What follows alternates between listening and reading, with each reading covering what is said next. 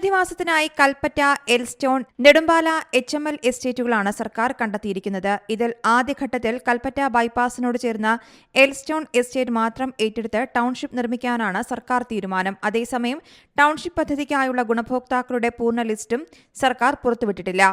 ആദ്യഘട്ടമായി തിങ്കളാഴ്ച കളക്ടറേറ്റിന് മുന്നിൽ ദുരന്തബാധിതരുടെ ജനകീയ സമിതിയുടെ നേതൃത്വത്തിൽ ഉപവാസ സമരം നടത്തും. എന്നിട്ടും നടപടികൾ ഉണ്ടായില്ലെങ്കിൽ സമരം കൂടുതൽ ശക്തമാക്കാനാണ് തീരുമാനം. സമരം ഞങ്ങൾ 24-ന് കളക്ടറേറ്റ് പഠിക്കൽ ഏകദിന ഉപവാസമാണ്. അത് ഞങ്ങൾ ദുരന്തം ബാധിച്ച മുഴുവൻ ആളുകളെയും കൂട്ടിച്ചേർത്തിട്ടുള്ള ഒരു സമരമല്ല.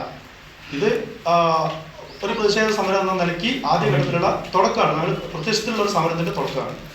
ഇതിൽ ഞങ്ങളുടെ ആവശ്യങ്ങൾ അംഗീകരിക്കുന്നില്ലെങ്കിൽ വലിയ തോതിൽ ഞങ്ങൾ മുഴുവൻ ആളുകളെയും കൂട്ടിച്ചേർത്തുകൊണ്ട് ഞങ്ങളോട് സഹായിക്കുന്ന ദുരന്തത്തിൽ പെടാത്ത പുറത്തുള്ള ആളുകളെയും കൂടി കൂട്ടിച്ചേർത്തുകൊണ്ട് വലിയ രൂപത്തിലുള്ള സമരത്തിലേക്ക് ഞങ്ങൾക്ക് പോകേണ്ടി വരും.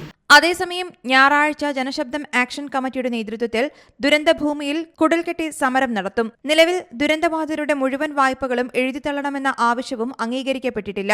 ദുരന്തത്തിൽ പരിക്കേറ്റവരുടെ തുടർ ചികിത്സയുടെ കാര്യത്തിലും ഇതുവരെ തീരുമാനമായിട്ടില്ല. കുടുംബത്തിൽ ഒരാൾക്ക് സർക്കാർ പ്രഖ്യാപിച്ച ജോലി ഉടൻ നൽകുക, എൽസ്റ്റോൺ എസ്റ്റേറ്റിലും 10 സെന്റ് ഭൂമിയിൽ വീട് നിർമ്മിക്കുക, കേന്ദ്രം പാക്കേജ് നൽകുക തുടങ്ങിയ ആവശ്യങ്ങളും ദുരന്തബാധിതർ സമരത്തിൽ ഉന്നയിക്കും.